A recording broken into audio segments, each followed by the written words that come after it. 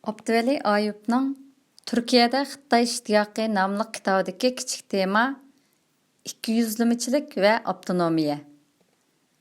Nurbekrining tutilganligi bugun e'lon qilindi. Sababi qonun va intizomga ig'ir xiloflik qilgan deyilibdi.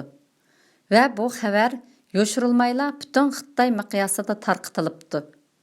Albatta, u Uyg'urlardan tutilgan tunji kishi emas. Ammo Uyg'urlar 1955-yili avtonomiyaga erishgandan keyin tutilgan tunji eng yuqori darajalik amaldor. Bundaq vaqa kommunistik Xitoy tarixida yuz bergan emas.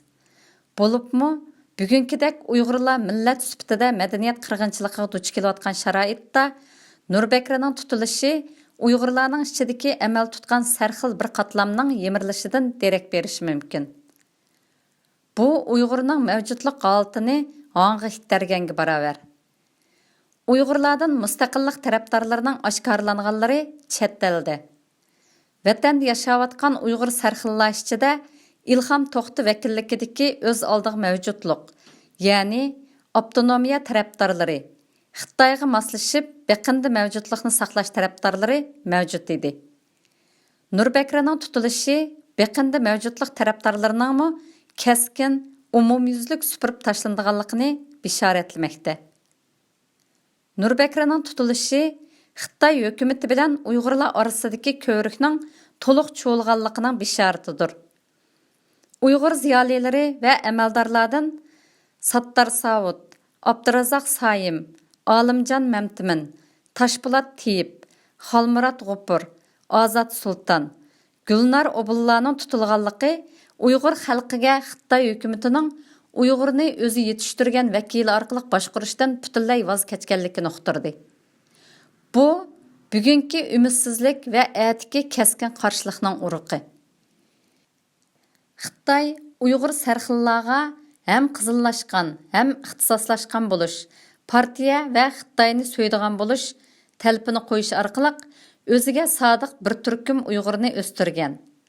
Yuqorida tutilganlarning hammasi o'z kasbida yetishgan ta'sirdor ziyolilar va Xitoyning tuzumida nozir va muavin nozir darajalik amaldorlar bo'lib, Xitoyning nazarida munavvar oz-sonliq millat kadrlari sanaladi. Nurbekri vakillik qildigan qatlamning tutqun qilinish sababining siyosiyga bag'ilanishi Xitoy aql ombirining donishmandlaridan Viktor Gauning qamalganlar 3 xil kuchlarning egashkuchilari degan so'ziga tamoman zid. Ularning hech biri dinga yaqin keladigan kishilar emas. Ko'pinchisi kichikidan Xitoycha o'qiganlar. Hatto orasida Uyg'urcha o'qib tushunmaydigan kishilarmi bor. Ular millatcha emas, aksicha Xitoyparvar edi. Qo'sh tillik ma'rif siyosatining avangardlari edi. Bo'libmi Ozod Sultonning Xitoychani o'rganmaslik Uyg'urni so'ymaslikdir degan shuari Uyg'urlar orasida bo'ron chiqarganligi bilan mashhur. Ilhom To'xti Nurbekri taxtga chiqqandan keyin uni eng keskin, eng oshkora va eng qattiq iboralar bilan tanqid qilgan Uyg'ur ziyolisi. 2009-yili martda Ilhom To'xti Fransiyaga qilgan ziyoratida Nurbekrini tanqid qilgan. U Nurbekrini iqtidorsiz deb qarab, e'tirof qilmaydiganligini aytgan. 2009-yildagi 5-iyul fojiasida Nurbekri Ilhom To'xti boshqargan Uyg'ur biz to'g'rini qutratqilik bilan ismini atab turib ayblagan. Nurbekri 2000-yillarda Uyg'urlardagi qo'shtillik ma'rifning avangardi bo'lgan. Uning til millatning belgisi, ammo birdan-bir belgisi emas. Tungallarmi bir millat. Janubdagi millatlarning tili yo'q, ammo ayrim millat. Shunga Uyg'urlarning tili Uyg'urning barliq emas degan ideyasi o'xshamagan sharoitda, o'xshamagan shakllarda Uyg'ur jamiyatiga yetkazilgan. Shu chog'larda bu qarash yig'inlar va tadqiqotlarda Muhabbat Qosim, Xoliq Niyoz, Dilmurod Umar qatorliq ziyolilarning zarbidorlik bilan qo'llashiga erishgan. Ilhom To'xti vakilligidagi Uyg'ur ziyolilari qo'shtillik ma'rifga tanqidiy pozitsiya tutgan. Ular nutqlar, maqolalar orqali bu siyosatning qonuniy asosi, ilmiy asosi və icra qilinishdagi məsələlər haqida ko'z qarashlarni bayon qilishgan.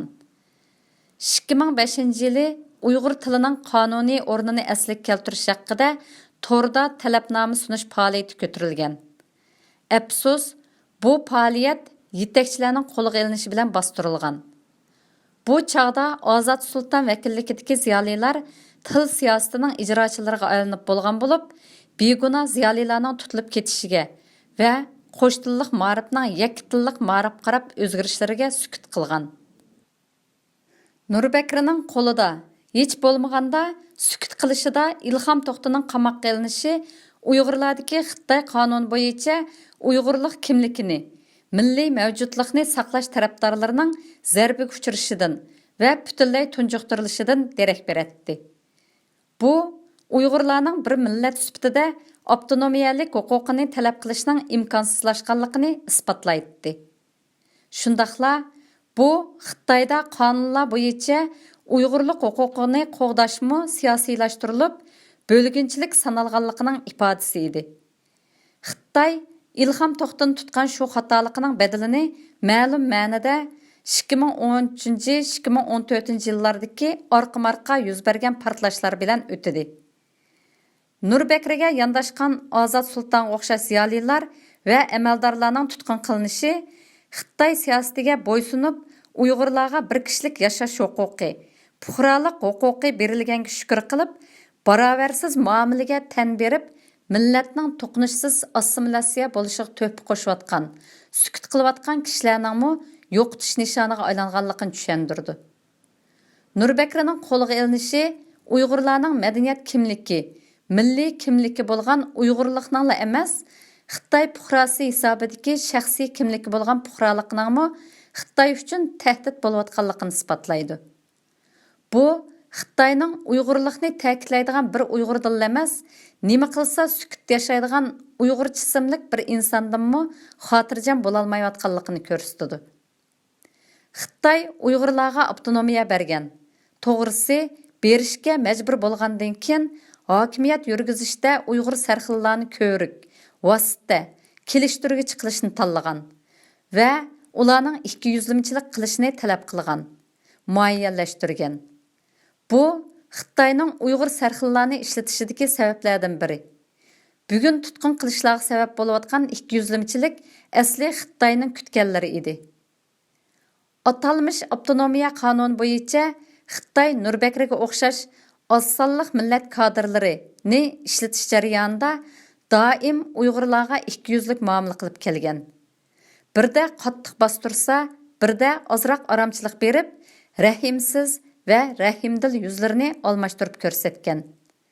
Har ikki ahvolda Uyg'ur sarxillaridan moslashadigan va rad qiladiganlar chiqib turgan. Shunga Nurbekriga o'xshashlarni amaliyotda Xitoy ikki yuzlimichi qilib yetishtirgan. Nurbekri qatorliq bir turkum Uyg'ur sarxillarning tutqun qilinishi Xitoyning hokimiyat bilan Uyg'urlar orasidagi har qanday bir vositaga, ko'rikka ehtiyojining tushmaydiganligini tushundirdi. Hozirgi yuzlanish qarab, vatanda avtonomiyani amaldan qoladi. Uyg'ur kadrlar butunlay amalsiz qoladi degil bo'lmaydi.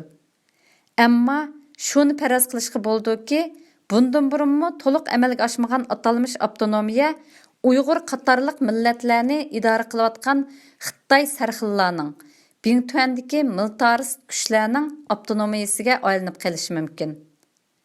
2018 yili 22 sentabr